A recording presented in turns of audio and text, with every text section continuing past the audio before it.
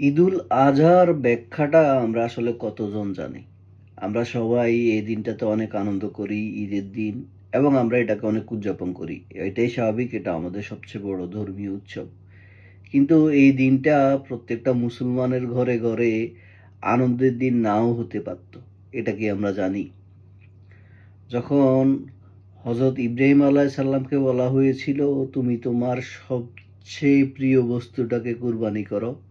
তখন তিনি তার সন্তানকে কুরবানি করতে গিয়েছিলেন।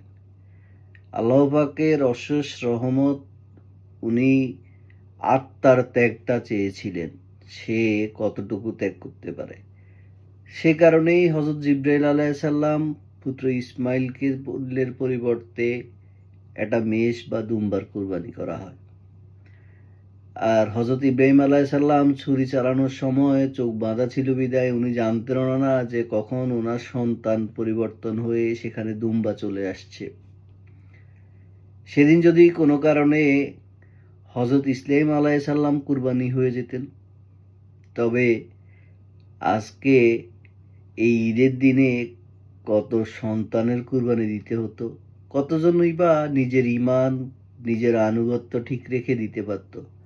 তখন হয়তো ঘরে, ঘরে আনন্দের জায়গায় দুঃখটাই সবচেয়ে বেশি হতো। আসলে এই পুরা ঘটনাটার পেছনে আরেকটা বড় গল্প আছে। কুরবানির ঈদ ত্যাগ মহিমার বিষয়। ত্যাগ বলতে আমরা কে কি বুঝি? আমরা কেউ হচ্ছে গরুর গলা ধরে গরুর মালিক কান্না করতেছে, সেটাকে ত্যাগ বলি। আমরা কেউ নিজের পালিত পশুকে কুরবানি দিচ্ছে, সেটাকে ত্যাগ বলি। আবার আমরা কেউ ঋণ করে ধার করে এনে কষ্ট করে সমাজকে দেখানোর জন্য কুরবানি দিচ্ছি, সেটাকে ত্যাগ বলি।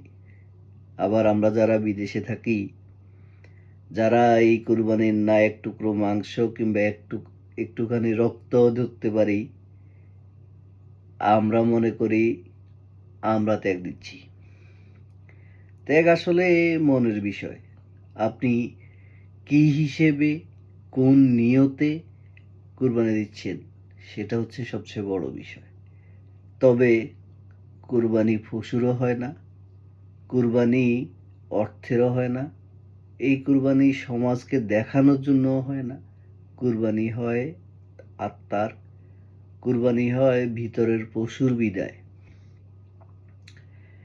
আপনি কতটুকু এই কোরবানির থেকে শিখতে পারতেছেন কিংবা এই কোরবানি থেকে ত্যাগ করার মতো মানসিকতা তৈরি করতে পারতেছেন, সেটা হচ্ছে বড় কুরবানি। কুরবানি আমরা সবাই দেই। আমরা যারা প্রবাসে থাকি, তারা নিজেদের জীবন যৌবন সবকিছুই কুরবানি দিই। কুরবানির ঈদ ছাড়াও কুরবানি দিই। হয়তো ঈদের দিনগুলোতে আমাদের কষ্টটা একটু বেশি হয়।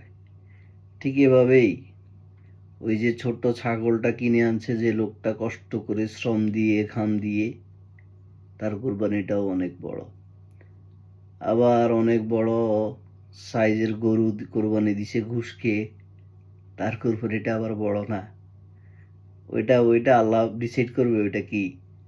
তবে হালাল রুজি, হালাল পরিশ্রমের যে কুরবানি হয়, ইনশাআল্লাহ আল্লাহর কাছে প্রার্থনা করি এবং আল্লাহর উপর ওই বিশ্বাস আছে যে ওই কুরবানিগুলো আল্লাহ কবুল করে নিবে। আর আমরা যারা কুরবানির পাশাপাশি নিজেদেরকে কুরবান করে দিচ্ছি প্রতিদিন, সেটাও আল্লাহ দেখছেন। তবে মূল বিষয়টা হচ্ছে আমরা লোক দেখানো, সমাজের মুখ রক্ষা করানো যে সমাজই নেই, এই সমস্ত এগুলা থেকে না বেরোতে পারলে না আমাদের কুরবানি হবে না। বরঞ্চ এই দিনে নিজেদের সন্তানদের হারানোর ভয়ে কিছুটা হলেও আল্লাহকে স্মরণ করা উচিত।